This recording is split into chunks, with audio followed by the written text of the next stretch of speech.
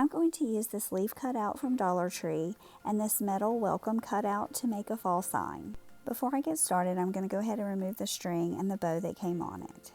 Now, I really liked the painting technique that I used on my earlier leaf project, so I want to do the same thing here, just on a larger scale. I'm going to start by using a baby wipe to rub on some leaf green acrylic paint, and I'm going to rub that onto the bottom and the top leaf. Once that's dry, I'm going to use some antiquing wax and rub that on with a baby wipe to give it just a kind of more aged look. And I just really like using the baby wipe for this so that you can control how much you put on your piece. Now I'm going to start with this bittersweet orange to start dry brushing some of my color on. I'm just going to start at the edges and pull towards the center. And I'm going to do that all the way around my leaf. And once I make it all the way around, I'm going to add a little more on that center piece just because it's going to show really well. Next, I'm going to use some Fire Engine Red to go around the edges again, but this time I'm not going to go quite as far because I don't want to cover up my orange. I just wanted to give it that illusion of changing colors. I really love how the red just pops and stands out so well on the edge of these leaves.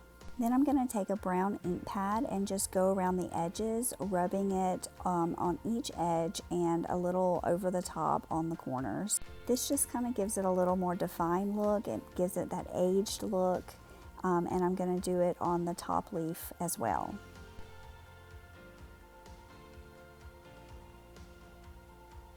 Once that part's finished, I'm going to work on my welcome cutout, and here I'm just sponging on some of that red paint. Once that's covered and dry, then I'm going to use some brown and sponge that on top. I'm not giving it a full coverage because I do still want the red to peek through some. And doing it this way also just gives you that little bit of a rusty vibe. And then I'm going to use just a little bit of hot glue to glue that welcome cutout onto the top of my leaf. It hangs over the edges just a little bit, giving it that 3D look. For my bow, I'm going to use a piece of this green ribbon that I got at Dollar Tree. I'm just dovetailing the ends and creating kind of that swag look as the base of my bow. I added a neutral colored ribbon and then this orange and green plaid ribbon, and those both came from Hobby Lobby. And now I'm just going to tie them together with my string and fluff them up a bit. And then I'm going to add it to the top of my leaf.